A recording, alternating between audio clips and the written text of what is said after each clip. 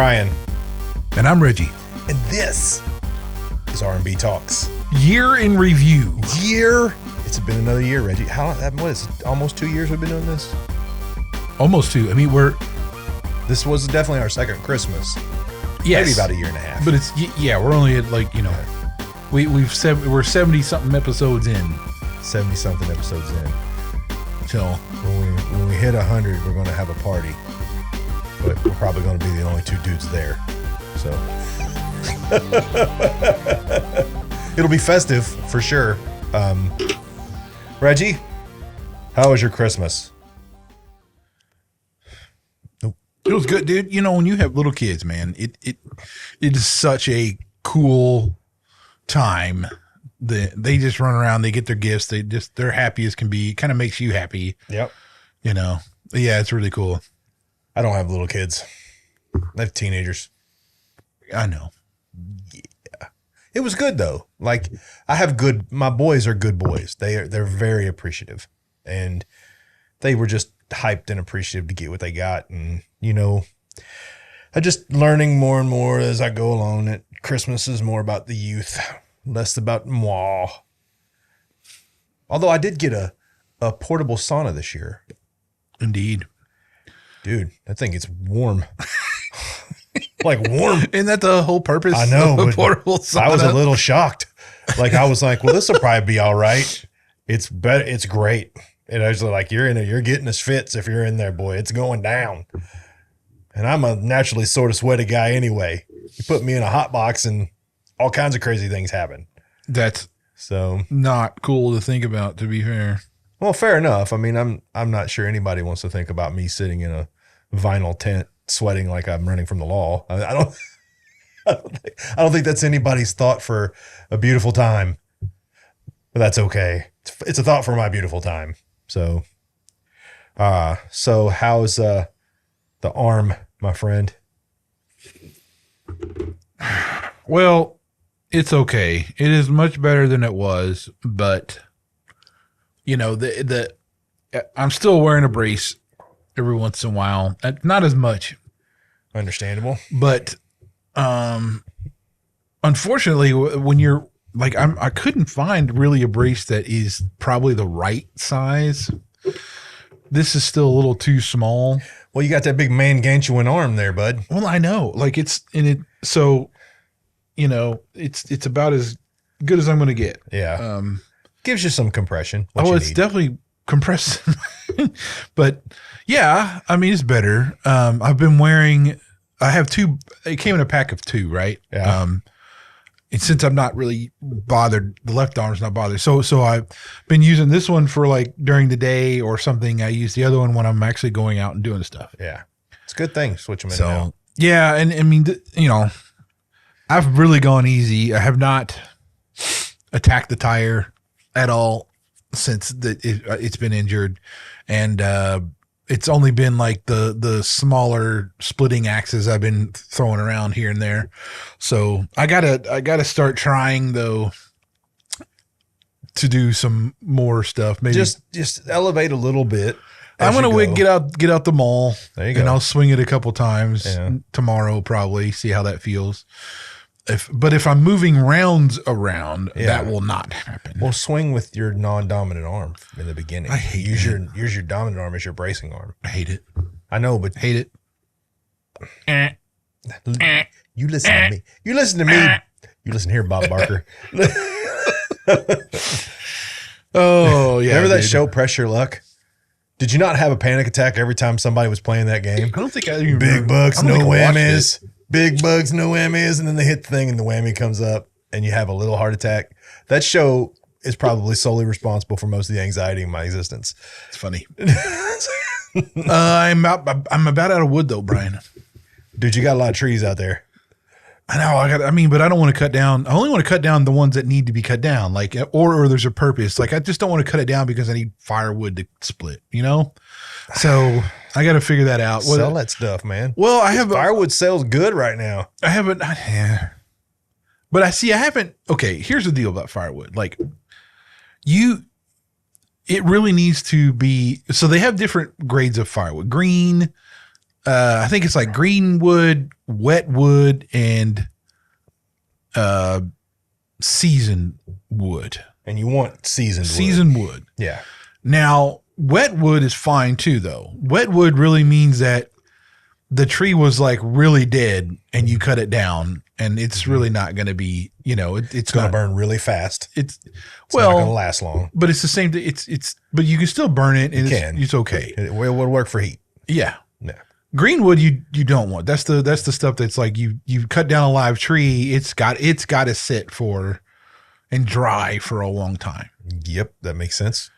And of course, seasoned wood's the one that's been dead for, and you got to keep months. greenwood dry, because if you don't, it'll never. So I mean, like, and that's the other thing. I don't have like if I was going to sell this stuff, I'd really need a place that I could keep it and dry it out and really season it well and all that stuff. And I don't. I just got it in piles in my thing. I mean, now I have like 4 ginormous piles by this point of oak and maple and beech that are they're pretty good. I mean, man, oak is valuable right now. Well, I have, and that's the thing too. I have some more oak to cut down. I think I have an oak tree that's on its last leg, and I know I can take it up to the Amish and they'll buy the oak. Yeah, but they'll also buy ash as well. But again, it's like I need stuff to split. But if my arm is fine, I don't need stuff to split, because I can just pound the tire. And you can carry rounds. And carry around. That. Well, not even carry rounds. I just flip the tire and I'm good, because ideally I want to be able to just smack the tire around different ways, flip it, and then do a circuit as far as that goes. And then it's fine. I'm doing everything I need to do. Yeah. But until my arm is, I'm not touching and flipping that damn thing. Cause I don't know. I don't think it's, I don't know. It can't be 200 pounds. Maybe it is. I don't know. The tire? Yeah. I mean, I've seen it. I'd say it's close. Probably. I don't know. It's hard to say. And it's hard for me to say too. I mean, like if you think about it, some of these oak rounds I'm moving around. I did like a log calculator thing earlier just to see like, okay, what's a white oak, 18 inches long, 24 inches in diameter. And it was like 250 pounds is how much that it said it weighed. Or 300, I can't remember. It's 250, 300 pounds, right? And so if you're really moving and shoving things around at 250, 300 pounds and you're trying to roll them up a hill, it's hard to say you're just going, this is flipping heavy. You're not Fair really, enough. So if I'm doing that kind of thing, I'm not too worried about it. But anyway, yeah, that's my shtick. All right. So let's get down to the nitty gritty, Mr. Reginald, sir. Well, first, okay, let me say this about your review here. First off, right? Yes. I am so tired of all of the flipping ads everywhere on every daggone website you go to. It looks like in the movie. What was that movie? You need to give me some context. I will. Yeah. The movie where the guy. Ready Player One. Yes. Okay. Movie. Remember when the guy was corporate, like we can capture 70% of the guys, the customer's visual with ads, right? Yes. And they showed that. That's what it feels like anymore when you go to a website. Because that's how they pay for everything. I know, and but it's so much, dude. Well, what bothers me is the ridiculousness of the ads. Like they're not ads for things I'm going to use. Like, I don't need a cast iron potato gun. Like, I don't know why you would advertise like professional built cast iron potato guns or whatever it is you're advertising. It's just, they're garbage advertisements. So I don't know how they're making enough money through the product to pay for the advertising. Well, anyway, the problem I had when I was looking for stuff here, because I'm like, okay, let's go look for what are some of the what top headlines of 2024, which we could probably say some of them, and we've talked about quite a lot of them. But I think we could pretty much hit them all. I mean, but I wanted to see because there's a lot at the end of the year. All these news agencies are putting out. Here's our top 2024, top 10 of 2024. But you can't go. I mean, like you go to these things and it's like all these freaking ads. It's like this is pointless. I can't even read the damn thing because it's full of freaking ads.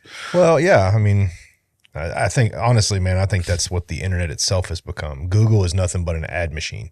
Well, it's always been. You know, but I mean, it's even worse now. Like there's a banner ad on a banner ad with a banner ad in it. Like I 3-dimensional banner ads. I don't want to, you know, and in YouTube, unless you pay for the subscription to YouTube, it's nothing but an ad machine too. I mean, I literally look at streaming services like Hulu. Like if you want to get the affordable version of Hulu or Netflix, it's going to come with a buttload of ads. Like, yeah, I bought YouTube because I mean, hell, I watch it all the time. So I did purchase the YouTube thing, but Hulu I won't watch, because it comes with the Verizon Disney stuff. Yeah, but no, I'm not gonna watch ads and all that stuff on streaming platforms. I'm not gonna do it. So I don't watch Hulu. I got it so that we could watch documentaries, because they do have some good documentaries on there. I'm a documentary dude. If you're gonna ask me to watch something, I'd rather watch a documentary than anything else. I don't mind a movie, but I'm at that stage in life where I'd rather see something cool and learn about something cool. Speaking of, all right, Yellowstone ended. It did. Don't ruin it. I'm not gonna spoil anything. I'm not going to spoil anything for you. Still not all the way through it. I know, but I'm not going to do any spoilers, I promise. I just would say that was a fantastic show. And it wasn't so much that I like resonated with a character or anything like that. I just thought it was so, I don't know, so real maybe, and so like raw, you know? Well, just a big, to me, it's a portrait of, you know, American greed and family, you know, loyalty and dysfunction and, you know. But anyway, I mean, what a cool show. All from, I mean, and Taylor Sheridan. I don't know if any of you, did you watch the Joe Rogan episode with him? Yes. I haven't. I only caught a couple clips, and I've been meant to go back to watch it. Well, but he, you know, I'll say this about him.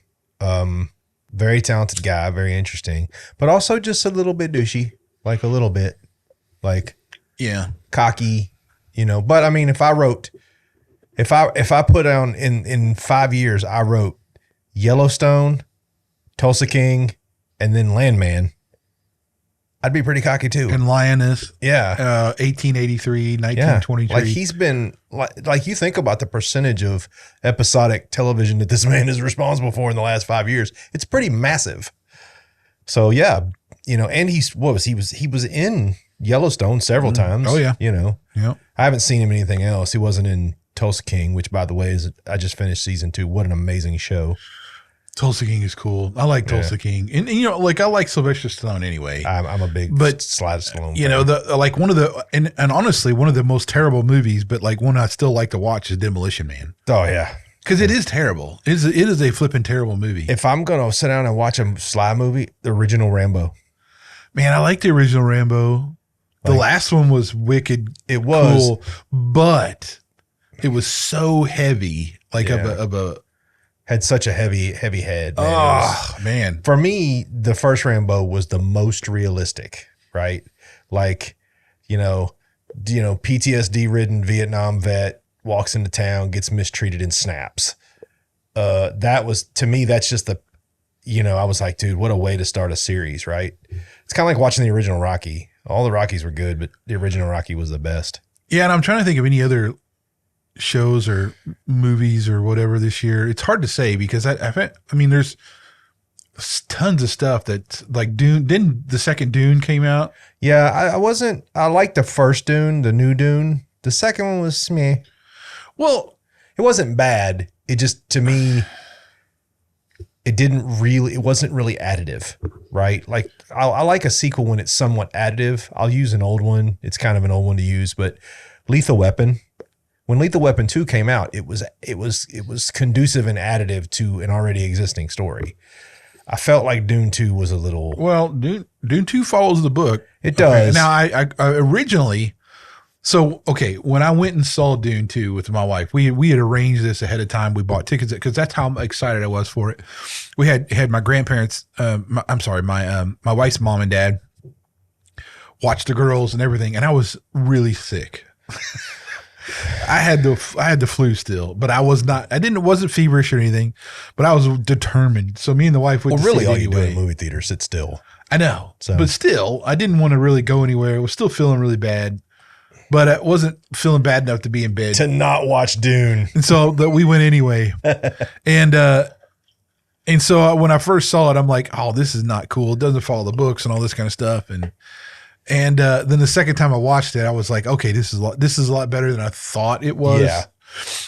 But I love the way it's shot, and I love the way the audio is. It's definitely got a great soundtrack. And it's just one of those where it's visually and audio, like auditorily, just like, wow, this is sonically impressive. I should say that. I'll tell you, it's very much, to me, cinematically was brilliant. Like the way, the camera angles and the special effects were just out of this world. You can tell that somebody at some level put a lot of heart into the movie. Yeah. Right. What was the other? There was a couple other things. Let me see if I got to. Anyway, music. I mean, like, again, here's another year where I just I'm not really paying attention to music anymore. I'll be honest with you, man. And I've been in kind of this weird renaissance of the comeback of kind of outlaw country, yet it has more of almost an alternative vibe to it, like the Zach Bryans and the Sturgill Simpsons and the Tyler Childers and all those guys, amazing musicians, but they're not huge, right? But they just make good music. Yeah. There's a song by Sturgill Simpson called Turtles All the Way Down. What a great movie, or a great song. I'm sorry. There's just been a lot of that. I've been really looking at the independent music circuit and pulling a lot out of it. I will say this year I saw Jelly Roll in concert. The guy's a performer. Like when he went out there, he did not have any auto tune. He went out there and laid down. He sounded good. His band was tight. I didn't know his drummer was from Louisville. And it was a great concert, very entertaining, but I've just kind of stayed away from mainstream music in general because it just doesn't, like what's out there. Right. Yeah. That's why I'm just not paying attention to it anymore. Like Tom McDonald. Yeah. I'll still listen to his stuff when he comes out with stuff. Some of it's, I like a lot. Some of it. And there's been some good independent bands. There's a band called The Band Feel. They're a really good band, man. I'm digging their music. There's a lot of good, awesome guys out there. You just got to go looking for them. Yeah. Like, it's not like it used to be where, if you had a decent song, you could get to the radio. Now, if you're not absolutely formulaic, you're not going to wind up on the radio. So as far as movies go, the Beetlejuice, I didn't care for it. Didn't care for it at all. No, wasn't great. My kids loved Harold and the Purple Crayon. And I haven't seen it. And it's actually a really good horror movie. They redid Crow, which was, I didn't make it 7 minutes and I shut it off because it was terrible. Alien Romulus was bad. I thought that was stupid. I didn't think it was terrible. I just didn't feel like it was an alien movie. I felt like it was just a sci-fi movie. And Deadpool and Wolverine. Holy cow. Good? Yeah. At all appropriate? I just thought it was, like, for me, it was just too much. I liked it. Like, it got too old. It was so old. I got to say, but I'm a big Deadpool guy, and I liked Hugh Jackman being in it, and I liked a lot of that stuff. But from, honestly, man, movie-wise, I mean, nothing's really blown up my skirt. No, I mean, they had, like, the Twisters movie came out. Dude, that was just a retelling of the first one, which, okay, but no. I thought the first one was better. Yeah. Fall Guy. I thought that was really good. Yeah, I enjoyed it. Well, I watched it with it wasn't something I would like first like watch on my own kind of thing, but I thought, oh, maybe me and the wife were like, we did. It was fun. Yeah, it's a fun movie. I didn't actually see the Kingdom of the Planet of the Apes movie that was released. I did not see that one. It was not great. I'm sure it wasn't. Despicable Me 4, the kids loved that one. I haven't seen Horizon. the Kevin Costner Western that came out. I haven't either. I really, really want to. I've heard some really good things. Let me see. Hold on. The Mad Max Furiosa was, I thought, kind of dumb. Didn't care for that one too much. Well, the whole prequel thing. Come on, man. Furiosa wasn't that great of a character anyway. No. I mean, the Mad Max Fury Road, I mean, although it was decent, it was not my favorite Mad Max movie. If was cool. I really liked If. And my girls loved If too. It's another Ryan Reynolds kids movie, right? The Ghostbusters Frozen Empire. I thought that was decent. I actually didn't mind that one, but it was kind of hokey. Yeah, I thought it was decent. Now Godzilla -1 was like, that came out about this time last year. Yeah. Really. But that was amazing. I've never been a big Godzilla guy. Oh, dude. Godzilla. I'm a King Kong guy, but I've never been a big Godzilla guy. Hold on. Let's see. The Beekeeper. Okay. I got to say, The Beekeeper was actually like a really cool guy movie. You know, Jason Statham is playing his usual, like, I'm going to go kick everybody's butt and all that kind of stuff. Very, very guy movie, Yeah. That was cool. Let me see here. You know what's weird? My favorite, there's two Jason Statham movies that are my favorite. One, of course, is Snatch. But the other one, every time I ask somebody if they've seen it, they say no, and it's called Homefront. I have seen Homefront. I like Homefront. That is one. It's got, and the dude from the that plays the bad guy. You don't ever really expect him to be a bad guy. He played a pretty decent bad guy. But that is actually one of my favorite Statham movies. That I will not lie. Crank 1 and Crank Volume 2. If you're just looking for just brutal action, great movies. Not really appropriate for the family, but great movies. Wasn't Reacher, didn't they have the second season this year? Dude, season 3 is out. Me and my son we love Reacher, and season 3 is out. Oh, I've watched season 3. So we're about to watch season 3 because I haven't watched season 3. Season 3's only been out for like a week and a half. Really? Yeah, just came out. I did not know that. Season 2 was really cool. Season 1 and 2 were great. I can't wait to see season 3. I gotta say this about the guy though, man. I forgot his name now. We talked about him before, and I think it was even this year we talked about his, like, what he's a Christian, and he does all these things online about Christianity. Yeah.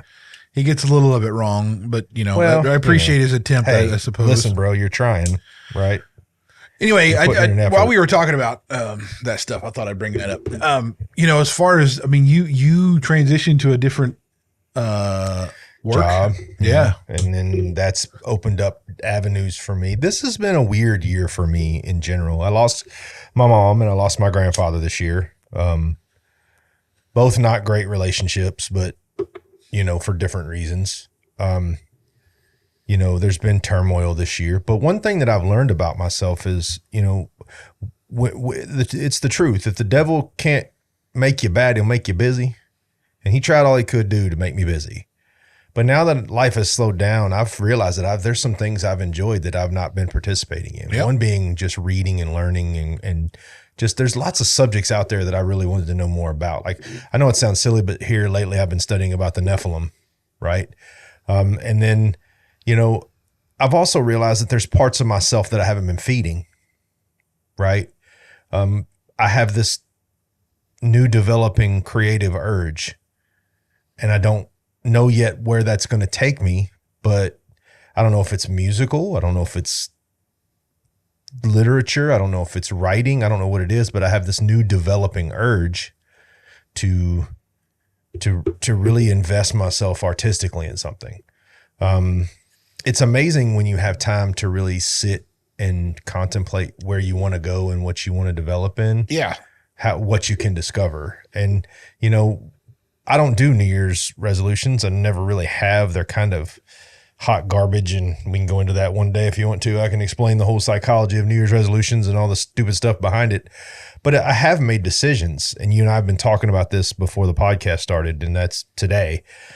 One of the things is I'm no longer worried about denominations. I'm worried about being biblically sound, right? If I'm biblically sound, I feel like denominations doesn't matter. I want to work on being more present. Yeah. I still struggle at times with being present, right? I'm much better now than I was, but I still have work to be done. And the other thing is I want I want to feed that part of myself that hasn't been fed for a very long time. You know, I am going to get back to my hard fitness regimen. You know, holidays come, things stutter. I've been back in that regimen now for about 7 to 10 days, and I'm really liking it. I'm feeling good. But I want to also be, you know, something else I want to do is find service. I feel like I need to be in service. I need to find something to serve my community. I don't want that service to be shackled by a particular church. That doesn't mean I wouldn't do service within the church, but I'm really kind of looking for an opportunity to serve veterans. That there's such an underserved portion of our society just in general. So I'm really looking for something like that to get into. So, you know, I unlocked a lot this year, right? I've learned a lot about myself and about just kind of taking things as they come and growing and becoming just better and more well-rounded. How about yourself? I mean, the biggest thing for me is just ending a 6-year academic pursuit. I mean, graduating summa cum laude from Liberty with my Bachelor of Science in Apologetics was something. That was huge, man. That's big. That's a big deal.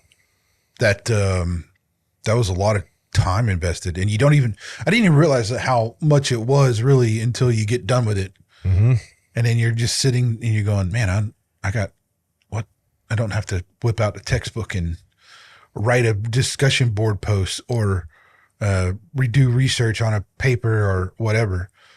I got really good though at the end where I could take, if I knew I had a paper due on Monday by midnight, I could start it on Saturday and like spend like 4 hours or something on Saturday doing research, and do Sunday I could start writing it.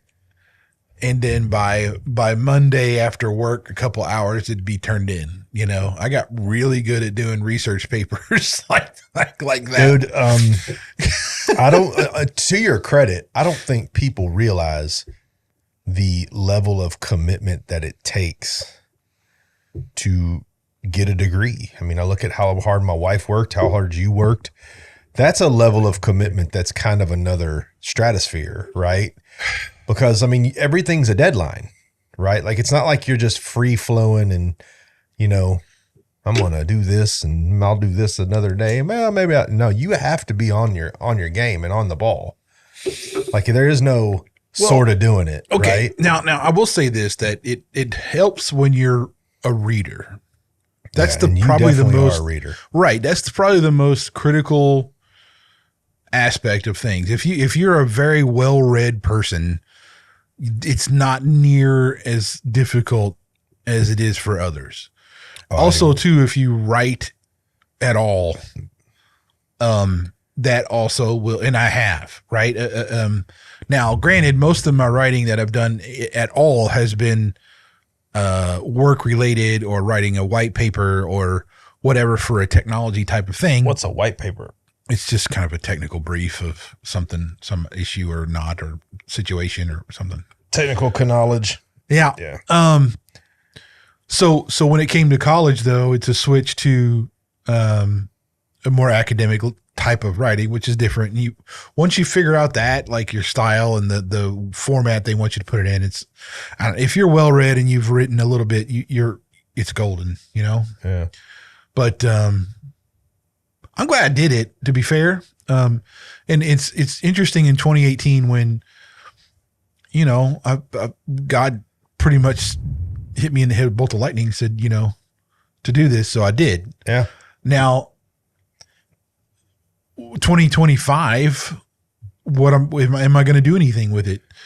And the thing is, I use it all the time. And you don't realize, I didn't realize that really until the other day when I was just thinking about, you know, what that means and stuff. But, you know, I use it all the time when I'm talking to people or doing things or whatever. And it's like, I have receipts now, you know? So it's like, if I'm in an argument, it's like, well, I'm actually got a degree in this subject. So yeah, I am very knowledgeable. So allow me to show you how knowledgeable I am and to take advantage of this opportunity to show what my degree has taught me. Yeah. Well, I haven't been doing that, and I don't really want to do that on a social media platform. Well, I'll be honest with you. I think we need to get you involved somewhere, man. We need a ministry, Reggie, you and I. We need a ministry. And it doesn't have to be a church ministry. We just need some kind of ministry.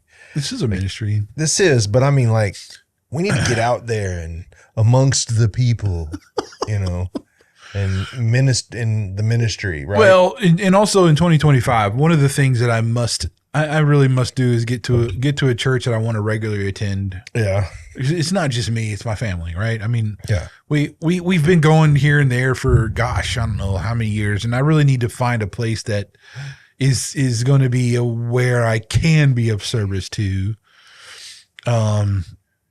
You know, that's another thing.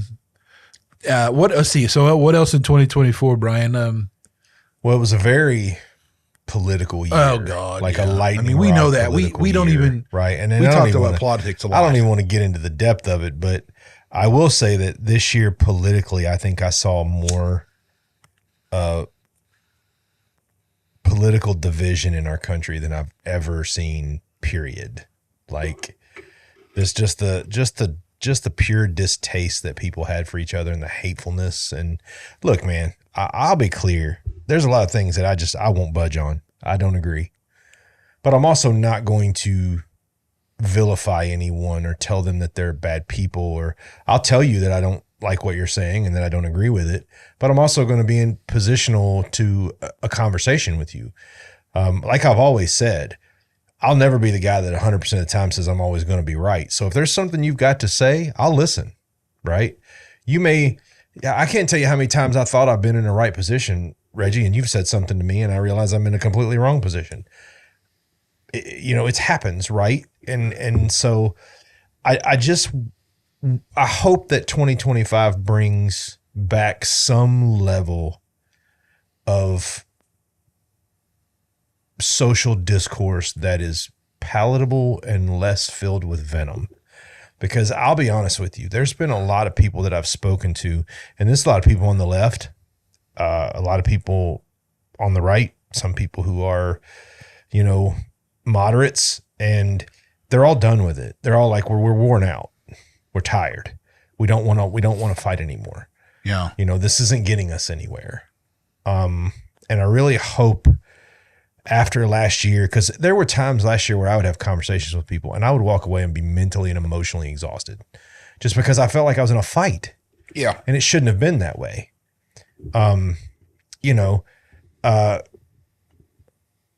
We just have to figure out a way to just talk to each other. You're never going to get anywhere with hate.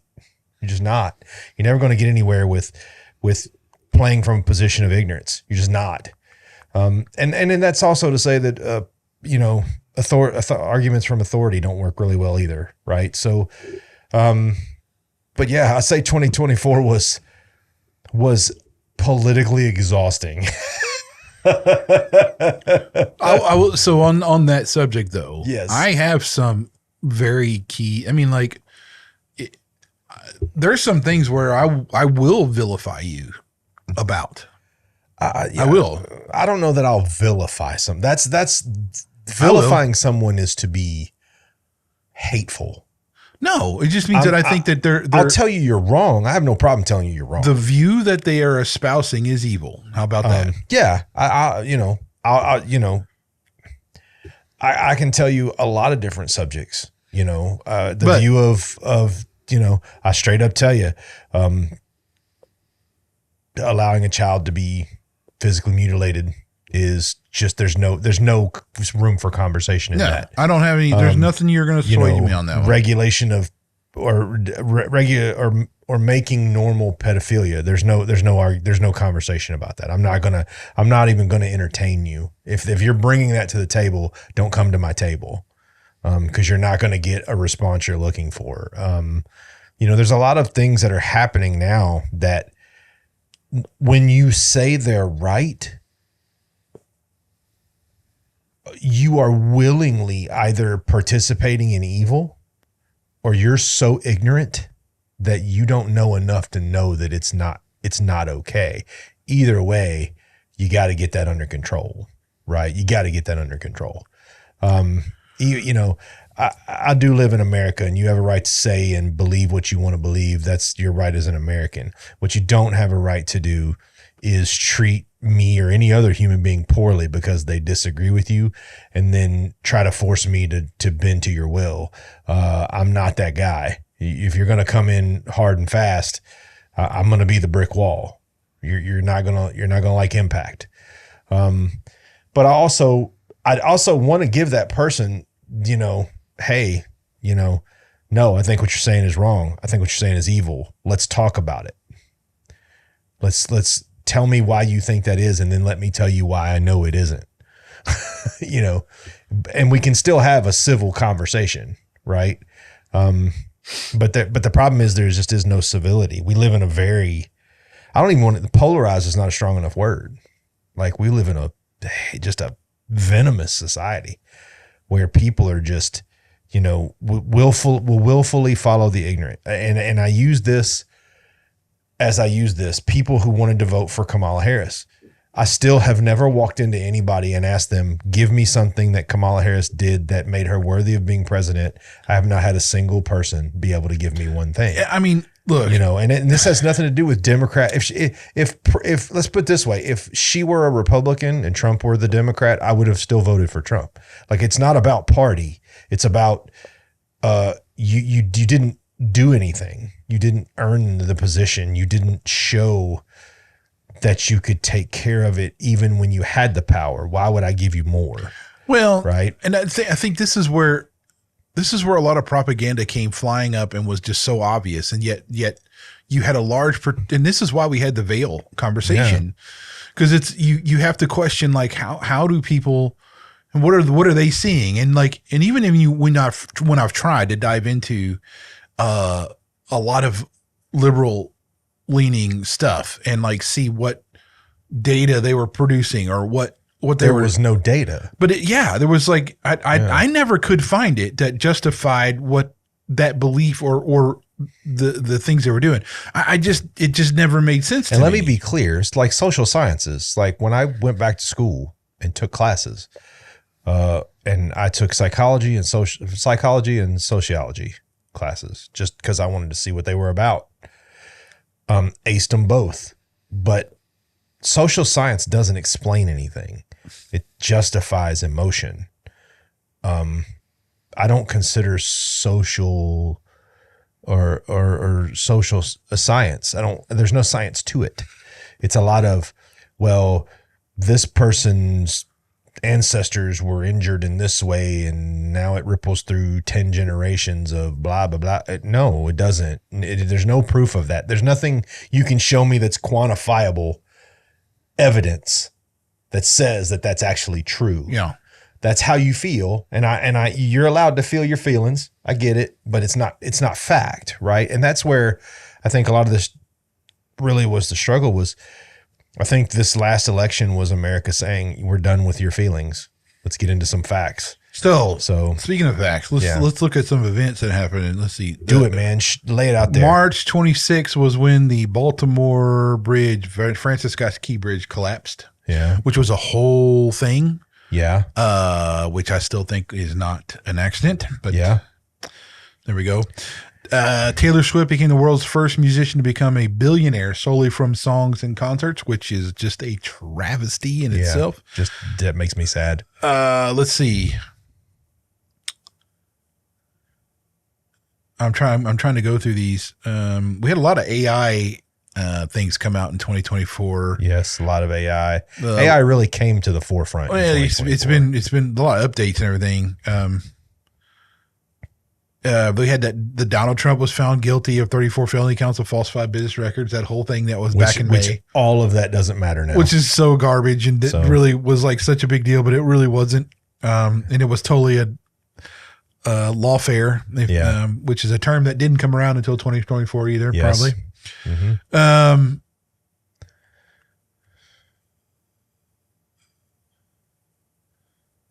And I'm still looking to see the July 13th assassination attempt on Donald Trump.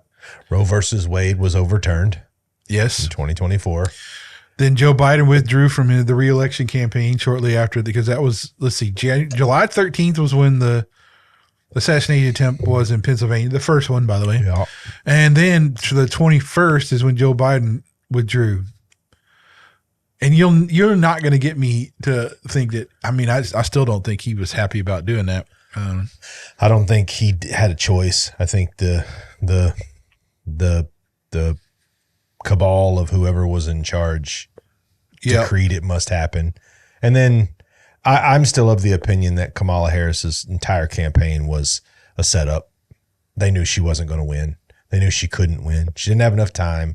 She didn't have a good history. She wasn't capable of communicating in a proper manner. No. I think it was a setup so that they could, when the new presidency starts on the 20th of January, they'll have somebody to point the finger at. Sure. That's all that was. Which he was elected November 5th. That's another one. So it's hard to think. So I went to Politico.com, right? Yeah.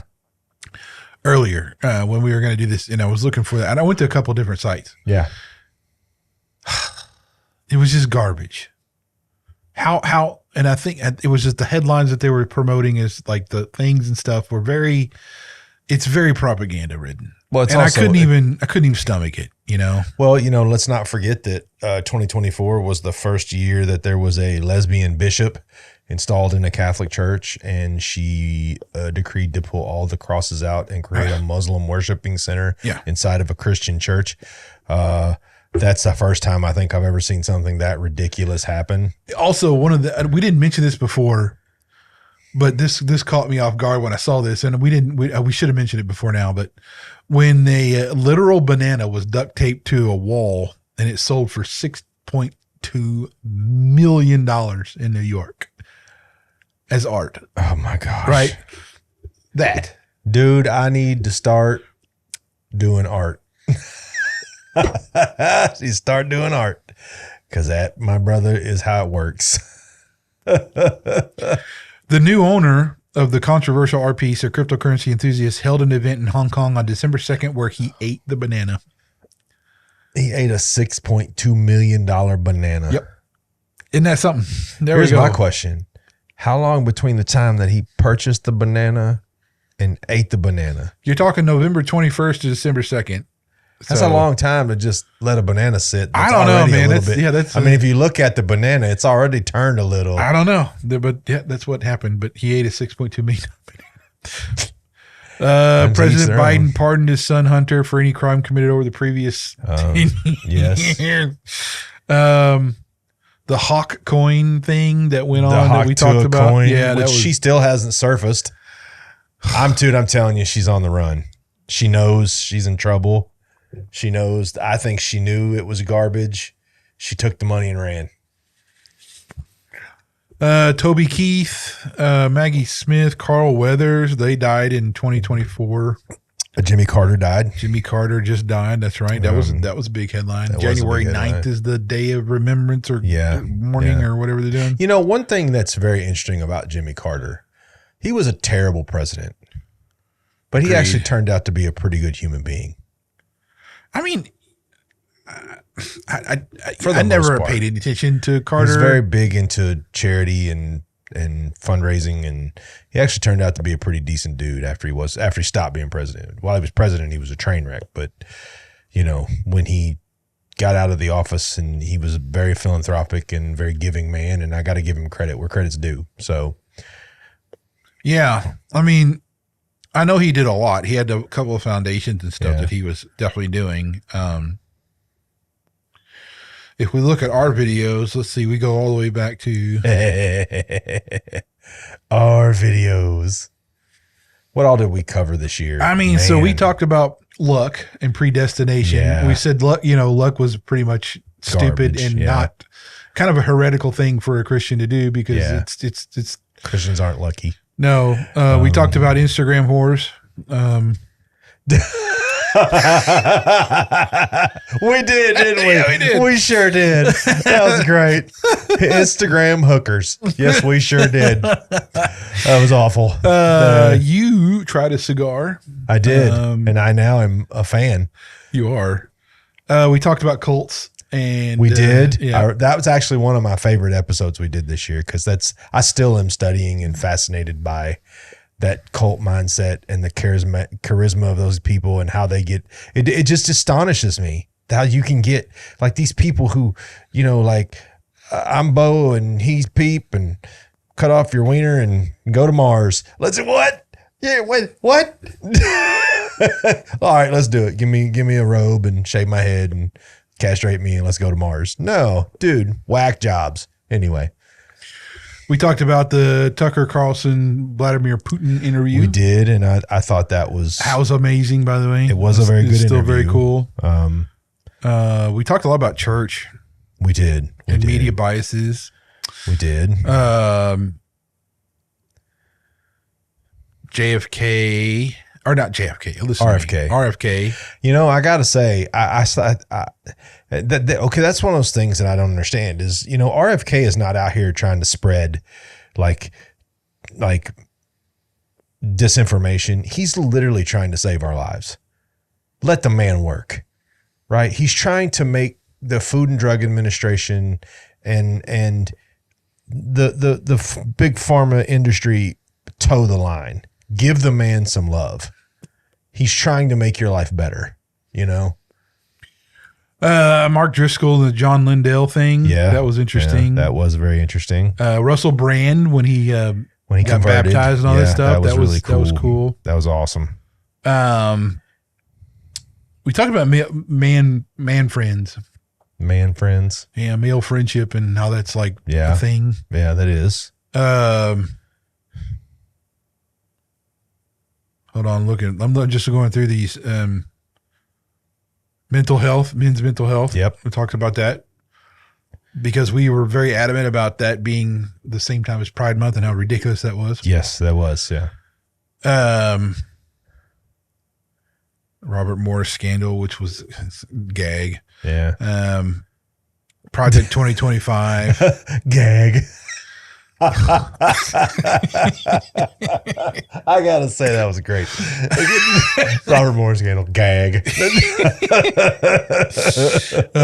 We talked about grief. Yeah. The I thought grief was a good episode. The Olympic opening ceremony that was atrocious. What a terrible thing. Oh man, the ecologies of faith. We did that whole thing for the last little thing for school. That was good.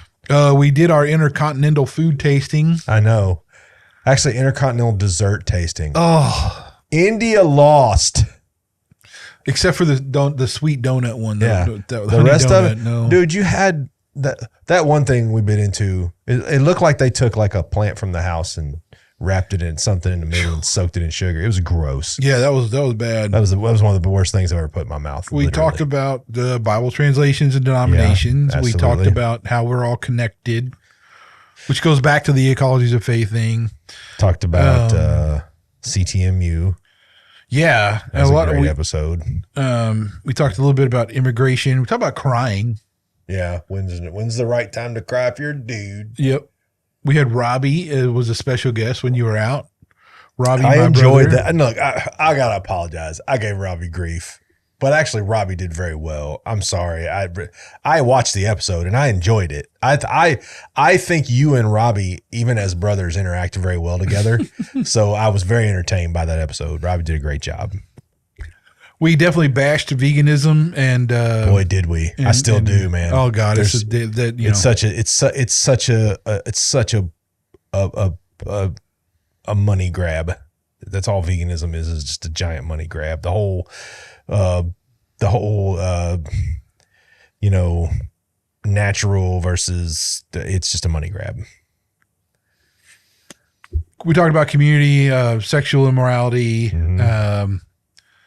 Yeah, we had a full year, man. A lot about the election and political stuff. We wrote that in a lot of places, but I mean, I felt like if there was ever a year to talk about it, it was 2024. And I would agree with you. The thing about politics is that it is so divisive right now. Yeah, and it's not that you'll ever get to a point where belief systems don't collide, because that's obviously the nature of us as people, right? But I think that if we start turning the page to moving away from that cataclysmic ideals of societal death that have rampaged through history, which is what happens. We start encouraging the male to be more man and less boy. We start encouraging families and not just individuals. We get down that path, we'll be good. But the thing is, I mean, you still got to look at the time frames of things, and looking at biblical ideas of there is an end to all of this eventually, right? And there is an end game, right? I mean, it is there. Yeah. So, I mean, and we've had a lot of that this year too, because whenever there's a lot of political stuff and there's like a lot of worry about, the government and everything else, everybody gets in this end of times kind of stuff, which will approach at one point or another. It's just like, I don't like to dig into that when everybody else is, because it just seems like you're jumping on the train. Well, it's really simple. Okay. So there's a lot of things that have to happen before end times begins. One of them is the 1,000 years of peace. We haven't had 1,000 years of peace. Well, that's not necessarily true though, too. The timelines get a little murky. I mean, I got a feeling that if we had 1,000 years of no wars, of peace, we would know it. Right. Like that would be a pretty obvious, because I mean, name a decade that there hasn't been a military conflict in. Right. I'm talking even now. I mean, there's not, but we'll see. I mean, there's still a military conflict right now. Ukraine and Russia are still going at each other. Right. So I really think, and it's funny. I spoke to one of my brothers, Tripp, who is a minister, and he said the same thing. He goes, everybody's got to stop talking about this. He's like, all of you people that are stuck in this end time cycle where you think the end is coming, he's like, you're fools, because you're losing sight of what we should be doing by hunkering down and waiting for this nuclear bomb to hit that we all think is coming. I really feel like we got to just let that go. Like it's not relevant to what we need to be doing right now in the sense of what the task is in front of us. I don't think I wouldn't use the word relevant. I would say that it's interesting and it's worthy of like paying attention to. Well, yeah, preach about it, but don't. I mean, but don't hang your hat on like that, right? I guess that's where I'm at with it. Well, for a great example was the church that we were attending at one time. I mean, at the time, my 15-year-old son came home, Dad, he goes, I don't want to go back to church. And I was like, what's wrong? And he goes, every time I go to Sunday school, all they talk about is how the end is near.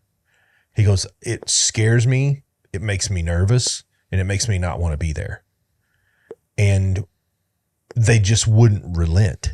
Like it was, and he just literally stopped going to church. He's like, he goes, if there's no joy in church, why do I want to go?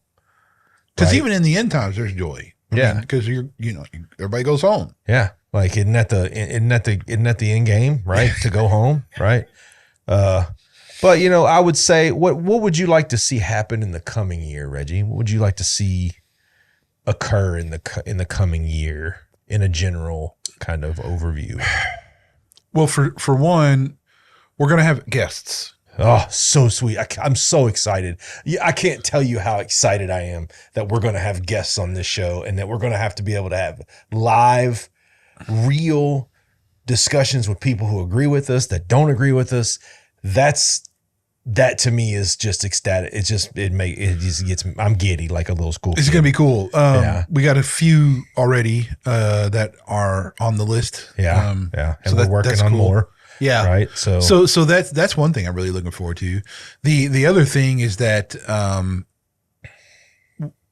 I guess 2025. I'm talking about since we spent a lot of time on it.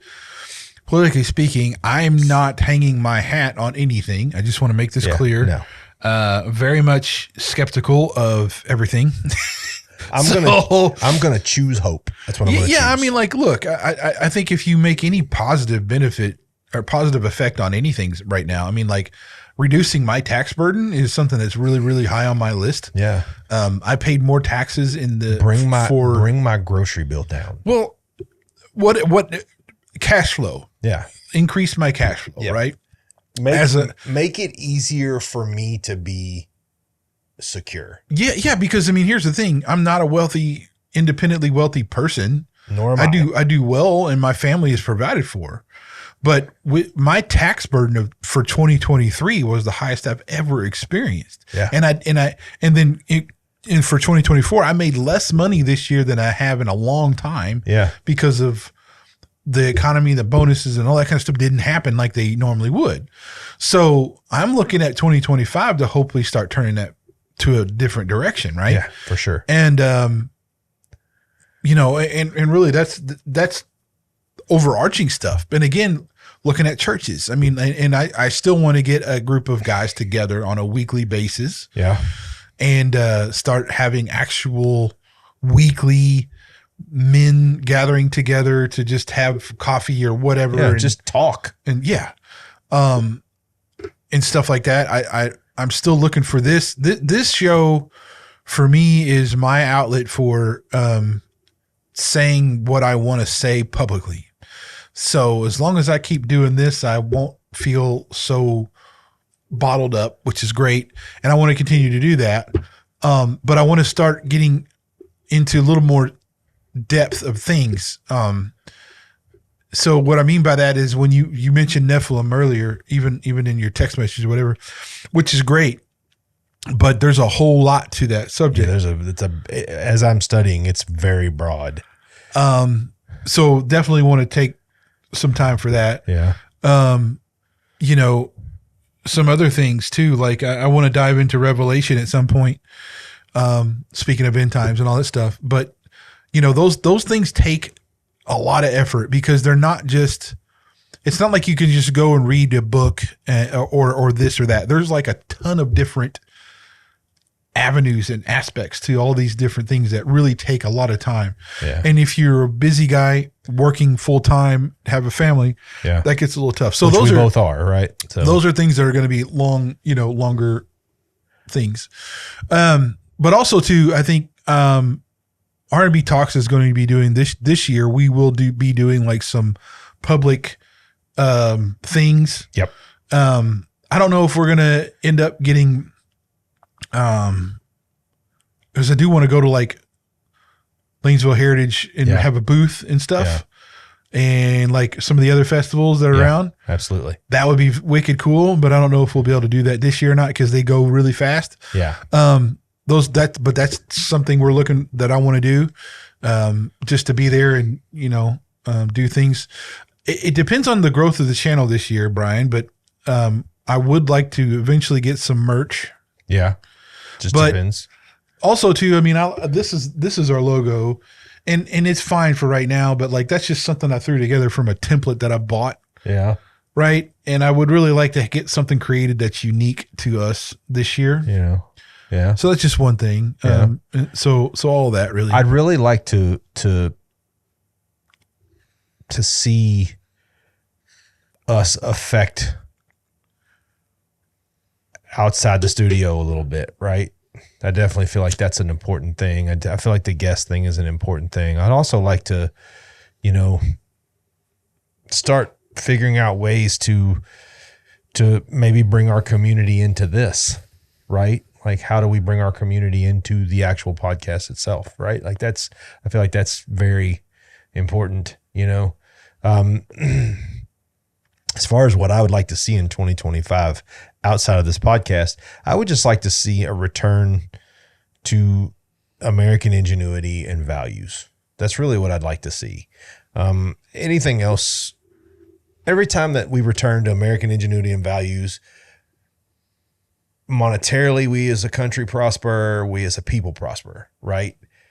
We just need to get back to taking care of our country and taking care of our citizens and taking care of our military, right?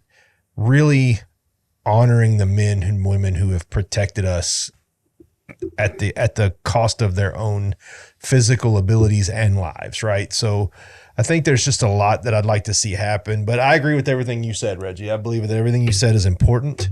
I believe that everything you said is something we should get involved in. But what I also would like to do is encourage, like I always do, if you're listening to us, let me say it this way. I want to hear from you, right? But I want to hear from you in a way that's not attempting to damage what we're trying to do. If you want to challenge us, please, by all means. But if you're just trying to goad us into an argument that you have no intention of attempting to actually participate in any meaningful way, just, unplug your keyboard, man. There's no point. I want to, you and I are a sounding board for each other, but we're also a sounding board for the people that we represent doing this podcast. And I feel like we really need to work on creating that sounding board and making it louder and yes, more reciprocal and, encouraging others to plug in. And I mean, gosh, dude, I know a lot of people don't understand what we're doing, but the importance of what we're doing is so real. Men in general are fastly being forgotten, fastly being told that we are second-class citizens. I think that's really a media standpoint, and parts of the outskirts of the country. The middle part of our country is very much not that way. I don't think it is in a big way, but I do think there are parts of the middle of our country that are trying really hard. Yeah. And I feel like what we do is it's important because we're fighting back against it. True. Like we're railing against it, and I will continue to rail against it.